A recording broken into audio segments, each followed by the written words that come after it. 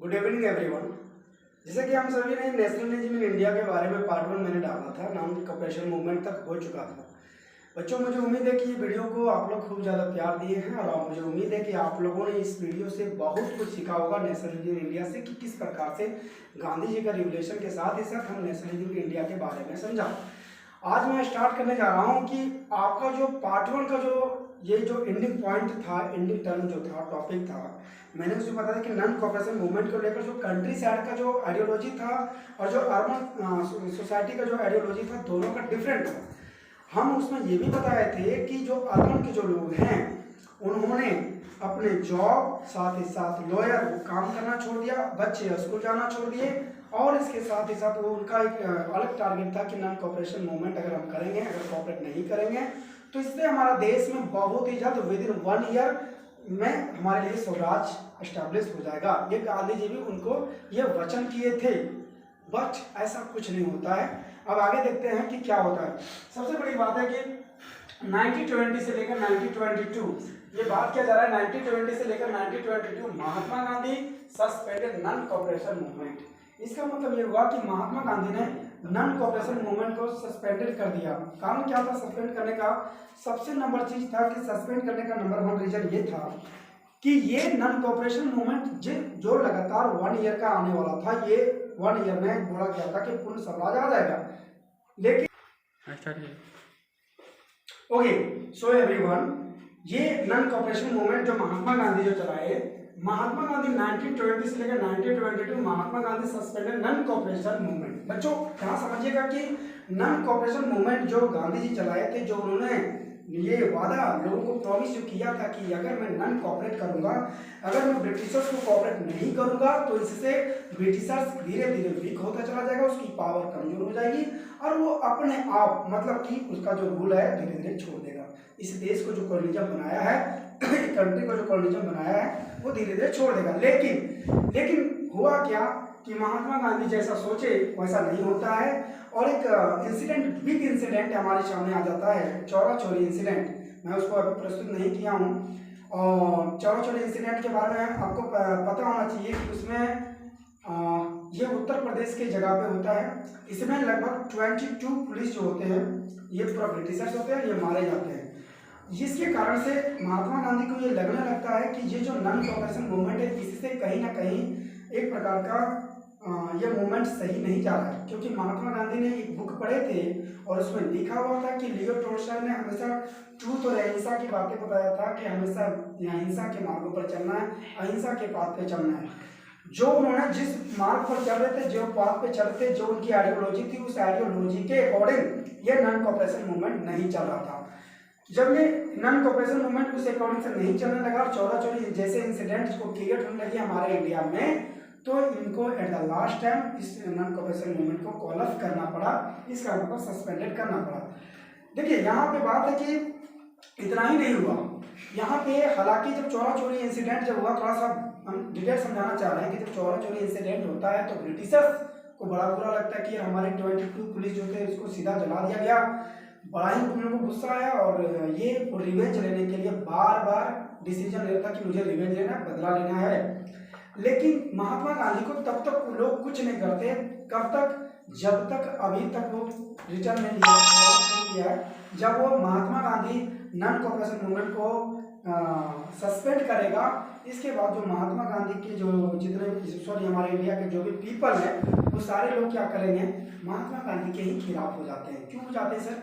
सवाल ये है कि इसलिए खिलाफ हो जाते हैं क्योंकि महात्मा गांधी ने जो बोला था कि मैं विद इन 1 ईयर, 1 सालों में पूर्ण स्वराज आ जाएगा, फुल इंडिपेंडेंस डे आ जाएगा, बट ऐसा नहीं आता है। जिससे लोगों की जो उम्मीद थी, उन्होंने जॉब छोड़ चुका था, सरकारी स्कूल में बच्चों को जाना छोड़ दिया था, साथ ही साथ जो खादी वस्त्र थे वो जब पहनना शुरू किए, जब उसका कंज्यूम करना शुरू किए, तो खादी क्लॉथ का जो प्राइसेस था एक्सपेंसिव होने लगा था और ये सभी कारण से लोग काफी ज्यादा सफर करके बहुत ज्यादा प्रॉब्लम फेसेस हो रहा था। फिर उन लोगों को ये बुरा लगता है कि यार हमने इतने सालों तक जो मेहनत किया, क्या अचानक गांधी जी एक मोमेंट में बोल दिए कि ये कॉपरेशन, ये मूवमेंट, नॉन कॉपरेशन मूवमेंट नहीं चलेगा। तो लोग जो है सो स्टार्टेड कर देते हैं टू एब्यूज महात्मा गांधी। महात्मा गांधी को ही गाली देना शुरू कर देते हैं, उसका क्रिटिसाइज करने लगते हैं। और इसी बात को ब्रिटिशर्स ने इंतजार कर रहा था, इसी दिन का इंतजार कर रहा था कि कब लोग उनके अगेंस्ट हो और मैं महात्मा गांधी को अरेस्ट कर लूँ। ऐसा ही होता है, 1 महीना आफ्टर 1 मंथ ऐसा ही होता है कि जब पीपल उनको गाली देना शुरू किए, क्रिटिसाइज करना शुरू किए, गांधी जी को ही मौका को देखते हुए पूरा ब्रिटिशर्स ने उसको क्या करते हैं तो अरेस्ट कर लेते हैं। जब अरेस्ट कर लेते हैं तो वो तो बेचारे, जब गांधी जी जाते हैं जेल में जाते हैं, प्रिजन में जाते हैं, तो जेल में जाने के बाद वहाँ पर उनके साथ भूख हड़ताल के जैसा स्थिति को करते रहते हैं और खाते पीते नहीं है, बल्कि बहुत ज़्यादा बीमार जैसे स्थिति में करते हैं। अंग्रेजों को भी डर, इस बात को डर था कि यार कहीं मर ना जाए, अगर ये मर गया तो फिर लोग ने हमें फिर खत्म कर देगा, हमारी जो एम्पायर जो कॉलोनिज्म जो बनाए हैं ये धीरे धीरे ध्वस्त हो जाएगा, इसलिए इसको मरना नहीं चाहिए। बार बार उनको हॉस्पिटल लेके जाते थे और हॉस्पिटल में फिर उसका ट्रीटमेंट करवाते थे।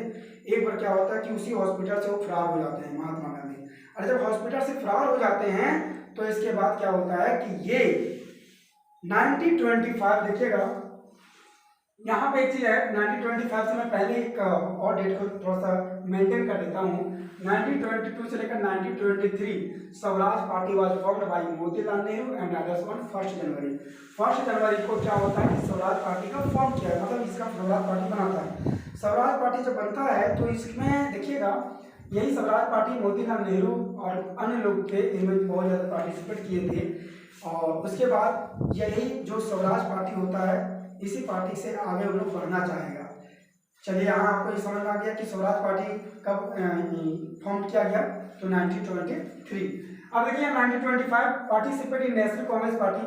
अब यहाँ पे गांधी जी जो थे उन्होंने 1925 में क्या किए, कांग्रेस पार्टी में ज्वाइन भी कर जाता है। अच्छा ऐसा क्यों करते हैं सर, अचानक वो जेल से हॉस्पिटल चला जाता है, बहाना करके हॉस्पिटल से वो निकल कर तुरंत फिर 1925 में पार्टिसिपेट कर लेते हैं नेशनल कांग्रेस पार्टी, ताकि ये लोगों को ये पता चल पाए कि वो पूरा इंडिया के पीपल को पता चल जाए कि गांधी जी अब छूट गए और छूट कर वो नेशनल क्या बोलते हैं कांग्रेस पार्टी में शामिल हो चुके हैं, उनका मेंबर बन चुके, सदस्य बन चुके हैं। ठीक है, इसी कारण से वो 1925 में क्या कर जाते हैं पार्टिसिपेट लेते हैं। लेकिन इसके साथ ही साथ गांधी जी जो थे अब इनका ये सोचने लगे कि अब मैं किसी तरह का कोई मूवमेंट नहीं चलाऊंगा, क्योंकि ये चाहते कि अभी भी मैं जेल से निकला हूँ तो अभी मूवमेंट चलाना ठीक नहीं होगा, लोगों और सिचुएशन के अकॉर्डिंग हम सब कुछ करेंगे। तब तक क्या होता है कि हमारे वर्ल्ड में पूरा और इंडिया में भी एक बीमारी से जूझ रहे थे, उसका नाम है प्लेग, और उस प्लेग को कहा जाता है ब्लैक डेथ। क्या कहा जाता है? Black death. इसको एक प्रकार का ब्लैक डेथ के नाम से जानते हैं।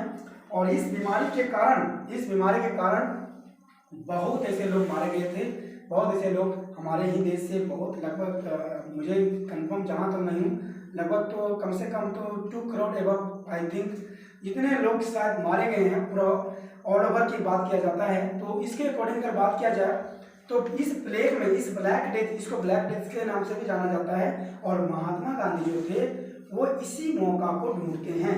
महात्मा गांधी ने सोचते हैं कि यार जो मुझसे गलतियाँ हुई है, जो मुझे जो लोग क्रिटिसाइज करते थे, ये क्रिटिसाइज अब मैं क्या करता हूँ कि इसका सेवा करके, है ना, एक प्रकार का कहीं ना कहीं क्या करूँगा, क्लियर कर दूंगा, सब लोगों का सेवा कर दूंगा।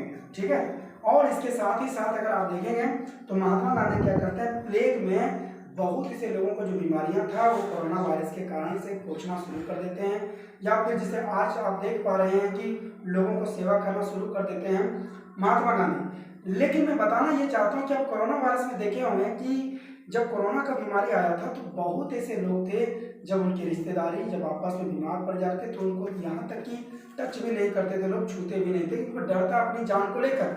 हालांकि दूर से तो रोक सकता था, दूर से अपने दुख को जता सकता था, लेकिन वह सामने जाकर उसे स्पर्श या उसे छू नहीं सकता था, क्योंकि उसे इस बात का डर होता था कि अगर मैं छूँ तो मुझे भी कोरोना बीमारी हो जाएगा, इतनी बड़ी डर था। लेकिन महात्मा गांधी को पता होना चाहिए कि प्लेग जैसे बीमारी जो था कोरोना वायरस से कम नहीं था, और उसके बावजूद भी वो बिना किट का, बिना मास्क का लोगों को सेवा करते। तो आप समझ सकते हैं कि देश का कितने बड़ी, सबसे बड़ी चीज़ है कि देश को इतना बड़ा सेवा करने में योगदान था। धीरे धीरे महात्मा गांधी लोगों के दिलों में बस गए। चलिए हम आगे बात करते हैं। उसके बाद महात्मा गांधी अब सेवा करने लगे, लोगों को फिर से आकर्षण करने लगे, अट्रैक्ट होने लगे। अब मैं बात करता हूँ 1928। तब क्या होता कि उस समय साइमन कमीशन हमारे इंडिया में आ रहे थे, अपना रूल बनाने आ रहे थे। सर ये साइमन कमीशन क्या है? इस कमीशन को मैं आपको बताता हूँ कि ये कमीशन एक ऐसा कमीशन था जिसमें इंडिया से रिलेटेड, इंडिया के लिए कुछ ऐसा रूल बना रहा था जिसमें इंडिया के एक भी लोग उसमें शामिल नहीं थे, पूरे टोटल ब्रिटिशर्स थे। अब मुझे बताओ, इंडिया की सोसाइटी, इंडिया के पीपल, इंडिया के कल्चर, इंडिया के रूल और पूरा ब्रिटिशर्स, और इंडिया के एक भी नहीं तो क्या सबूत है, क्या गारंटी है कि आप मेरे हित के लिए ही बना रही होंगी? इसी का विरोध करते हैं हमारे लाला लाजपत राय, और वो जबरदस्त तरीके से विरोध करते हैं। He was the member of, जिसको क्या बोलते हैं, गर्म दल के जो थे, गर्म दल के पार्टी में थे, है ना। तो सबसे बड़ी बात है कि वो गर्म दल के पार्टी के मेंबर थे, सदस्य थे, और लाला लाजपत राय को बड़ा गुस्सा आया कि यार हम इंडियन एक भी नहीं है और आप टोटल क्या है, ब्रिटिशर्स है, तो कहीं ना कहीं आप जो डिसीजन लीजिएगा हो सकता है कि आप मेरे एप्लीकेबल के लिए ना लें। तो यही बात को क्या होती है कि वहाँ पे लाला लाजपत राय बोल देते हैं कि गो बैक 7, और बहुत बड़े सैलवर नारा होने लगती है, उनके नाम पर एकदम जोर होने लगता है। तभी क्या होता है कि पुलिसों के द्वारा उन्हें लाठी चार्ज किया जाता है, उस लाठी के कारण वो बेचारे का 1 मंथ के बाद उनकी मौत हो जाता है। ठीक है, अब यहाँ पे देखिएगा, मैं बताना चाह रहा हूँ, अब यहाँ देखिए 1929 की बात बता रहा हूँ। लॉर्ड इरविन जो था अनाउंस कर दिया dominion status of India, but dominion status of India, sir ये क्या होता है डोमिनियन स्टेटस ऑफ इंडिया? इसको थोड़ा सा समझते हैं, एक्सप्लेन करते हैं बच्चों। डोमिनियन स्टेटस का मतलब कि यहाँ पर कुछ ब्रिटिश का भी रूल रहेगा, कुछ ब्रिटिश का भी क्या पे कुछ राइट रहेगा, और साथ ही साथ अब मैं वैसे लोगों को भी अधिकार दूंगा जो लोग पार्टी में इलेक्ट होकर आ गए हैं, पार्टी में सेलेक्ट होकर आ गए, उसको भी हम कुछ ना कुछ रूल या उसे जीतने देंगे, उससे भी सोसाइटी में रूल करने देंगे। मतलब देखो कॉलोनिज्म तो रहेगा, लेकिन कॉलोनिज्म के साथ ही साथ कुछ फ्रीडम दिया जाएगा। ये था डोमिनियन स्टेटस। लेकिन यहाँ पर लोग जो सब विरोध करते थे, कांग्रेस पार्टी के जो भी मेंबर थे पूरा अपोज करते कि नहीं, मुझे हाफ इंडिपेंडेंस नहीं चाहिए, मुझे फुल इंडिपेंडेंस चाहिए। तो देखिए यहाँ पे क्या बोलता है so, on 31 October Congress adopted the demand of Purna Swaraj का डिमांड कर देता है। कब करता है? 31 अक्टूबर 1929 की बात बता रहा हूँ। उसके बाद देखिए 1931 on 5 March Gandhi Irwin pact was sign.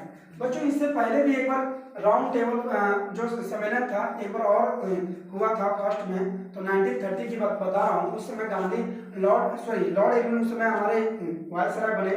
तो उस समय क्या हुआ था समझिएगा, गांधी जी को जब बोला गया तो उस समय उन्होंने सिविल डिसोबीडियंस मूवमेंट चालू किए थे। और सिविल डिसोबीडियंस मूवमेंट क्या होता है कि ये स्टार्ट कब होती है? तो ये 12 मार्च 1930 को स्टार्ट होता है, और उसके बाद 6 अप्रैल 1930 तक चलता है। और इसमें बच्चों आप देख पा रहे होंगे कि दांडी मार्च लगभग